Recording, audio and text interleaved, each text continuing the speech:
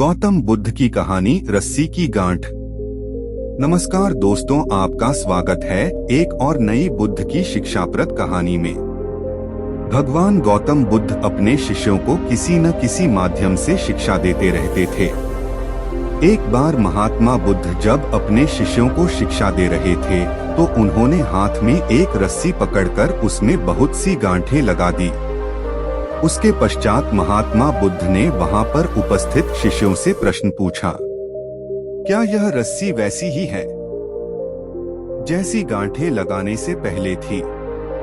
एक शिष्य ने महात्मा बुद्ध के प्रश्न का उत्तर दिया।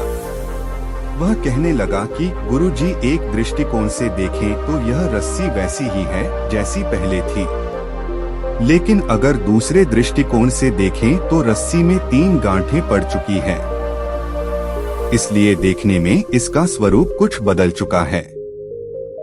लेकिन एक सत्य यह भी है कि बाहर से देखने पर चाहे इसका स्वरूप बदल चुका है, लेकिन भीतर से इसके बुनियादी रूप से यह पहले के जैसी ही है। शिष्य का उत्तर सुनकर महात्मा बुद्ध संतुष्ट हो गए। उसके पश्चात महात्मा बुद्ध ने कहा, मैं रस्सी की इन गांठों को खोल देता हूँ। महात्मा बुद्ध रस्सी के दोनों सिरों को पूरी ताकत से खींचने लगे। फिर उन्होंने शिष्यों से प्रश्न किया कि क्या इससे गांठें खुल जाएगी?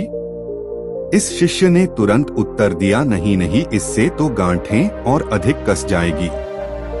यह सुनकर महात्मा बुद्ध ने पुनः एक प्रश्न किया, इन गांठों को खोलने का क्या समाधान होना चाहिए? शिष्य तुरंत बोला, गुरुजी, हमें इन गांठों को ध्यान से देखना चाहिए कि इसकी गांठें कैसे लगाई गई हैं। उसके पश्चात इनको खोलने का प्रयत्न करना चाहिए।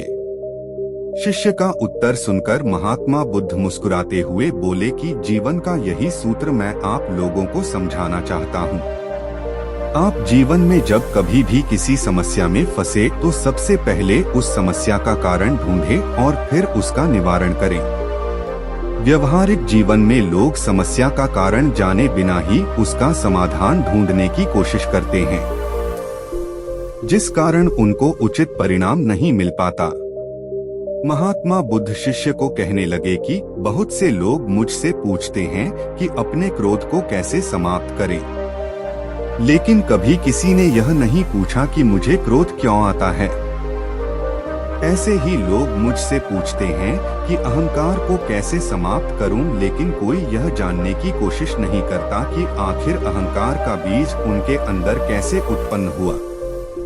जैसे रस्सी में गांठें लगाने के बाद भी उसका वास्तविक स्वरूप नहीं बदलता, वैसे ही व्यक्ति में चाहे जैसे भी अवगुण पैदा हो जाए, उसके अंदर की अच्छाई कभी समाप्त नहीं होती।